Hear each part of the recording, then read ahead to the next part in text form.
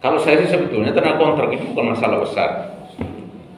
Yang jelas filosofisnya kan kita ingin sebuah penghematan anggaran. Gitu.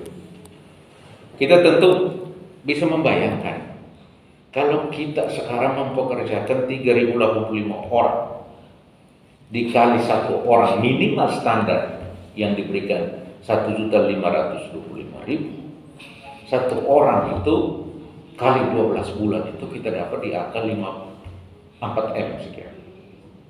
Ketika dikalikan dengan 3.885 itu, dia bisa jatuhnya di angka 56. Ini standar. Standar kita kalikan dengan 1.525.000. Tapi apakah kawan-kawan tahu berapa honor untuk dokter spesialis? Berapa honor untuk dokter-dokter tenaga medis lainnya? Malah sangat tinggi. Kalau satu dokter itu katakanlah 50 juta per bulan, ya tambah kalikan saja. Belum tenaga medis yang lain. Jadi kalau ini dibiarkan terus-menerus akan menjadi pemborosan. Sementara kalau kita hitung rumusannya, untuk belanja modal itu mestinya mendapat porsi yang tinggi 60%. Lalu belanja langsung atau belanja pegawai itu mestinya harus di angka 40%. Tapi kenyataannya kita malah terbalik 80-20. Sehingga resikonya apa? Sampai hari ini seluruh Nusa Tenggara Timur, Kabupaten Malaka termasuk belanja modal terkecil. Kita hanya jatuh di angka 13,01%. Kita mesti cermati.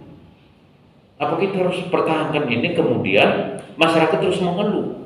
Kenapa mengeluh? Karena tidak ada uang beredar di masyarakat. Kita tidak boleh mengancik peran seperti ini. Dan itu akan menunjukkan perkembangan pertumbuhan ekonomi tidak akan berkembang. Karena pemerintah mengekang anggaran itu sampai tidak keluar menjadi belanja modal. Harusnya belanja modal itu tinggi, bukan malah sebaliknya. Dan salah satunya apa? Ya karena belanja karyawan pegawainya terlalu tinggi kan. Nah ini kan mesti ditekan. Ini satu hal. Jadi begitu saya masuk, saya lihat ini ada keanehan. Jadi waktu saya mengikuti kegiatan yang Pak Mendagri, Pak Tito Karnavian di Kupang, kemudian beliau mengumumkan bahwa Malaka terkecil untuk belanja modal, ya saya kaget. Saya pulang, saya cermati, ada apa ini sebetulnya? Ini harus diminimalisir sehingga anggaran ini kan tidak terlalu dibuang-buang. Itu sebetulnya satu. Lalu, apakah sekarang ini akan lebih dari itu? Ya enggak lah. RPJMD yang hari ini kita bahas juga sudah mengkaji kebutuhan untuk tenaga kontrak daerah itu. Kita hanya akan mau usahakan sesuai dengan analisis kebutuhan di instansi masing-masing. Kita kan maunya kan direct non direct list, tidak hanya ASN tapi tenaga kontrak daerah pun harus demikian. Ya orang di keuangan ya saya harus rekrut tenaga akuntan, tenaga sarjana ekonomi yang linear dengan itu. Ya orang-orang di inspektorat, ya saya perlu butuh tenaga teknik sipil, teknik arsitek. Untuk apa? Ya untuk lihat desain-desain bangunan sesuai enggak dengan gambar yang kontraktor kerjakan, kualitasnya, kekuatannya, atau jalan tebalnya benar nggak sesuai. Itu kita butuh tenaga-tenaga seperti itu. Kita kontrak tapi dia punya keahlian.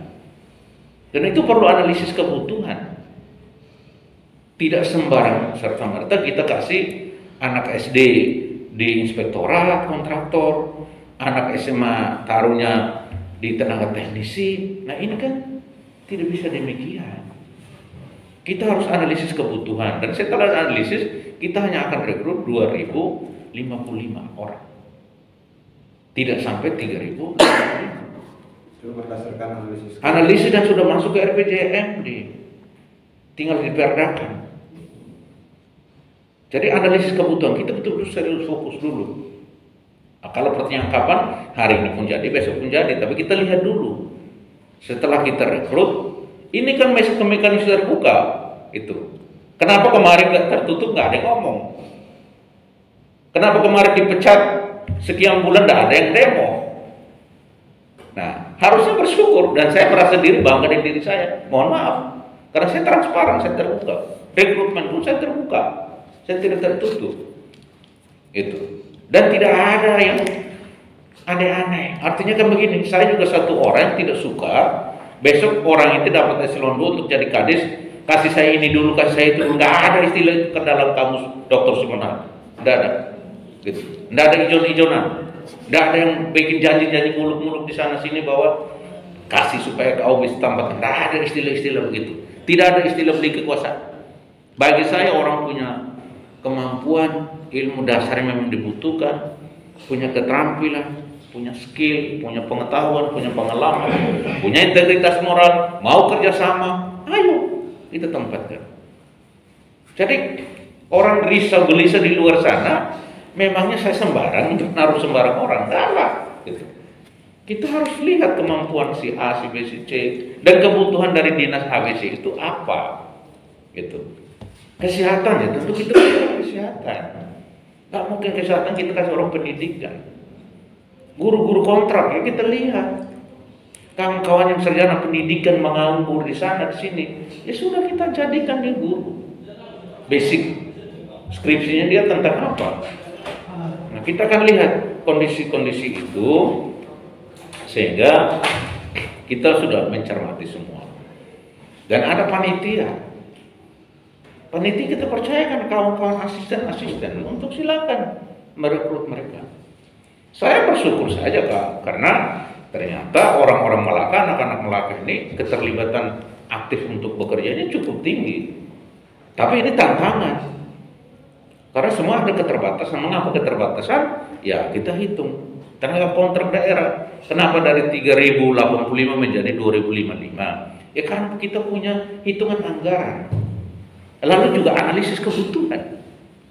Kalau kita nggak butuh ngapain? Apa relevan kita cari orang lalu pergi jaga kandang sapinya si Monahat, kandang babinya si Monahat, kandang ayamnya si Monahat, fotokopinya si Monahat, apoteknya si Monahat? Apa relevan?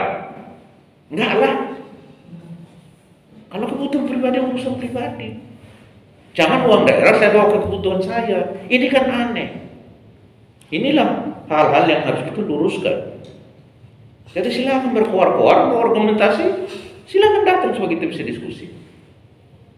Nah itu yang mungkin perlu saya menanggapi dan silakan supaya kan semua juga tahu. Dan tidak semua yang daftar harus lulus. Tidak bisa. Kenapa? Katakanlah, oh katanya Pak Dr. Simon butuhkan ekonomi akuntan. Saya kan ekonomi akuntan. Lah kalau kamu ekonomi akuntan 100 orang, kita butuh 2 orang, masa 100 lulus semua? Logik dong berpikir. Kira-kira begitu. Loh katanya dia butuh tenaga teknik. Kenapa saya teknik saya nggak dapat? Dapat saya hanya butuh 1 orang, kamu 10 orang. Nah ini hal-hal yang harus dilihat. Karena bicara birokrasi ini nggak sembarang ngomong. Konsekuensinya anggaran juga harus sesuai. Kebutuhannya ini, butuhkan itu, belanja itu. Tidak boleh kita butuhkan ini lalu belanjanya lain, manfaatnya lain. Pasti ada temuan. Dan itu tidak mengharapkan begitu. Gitu. Saya kira itu yang biar menjadi clear. Pertanyaan lain.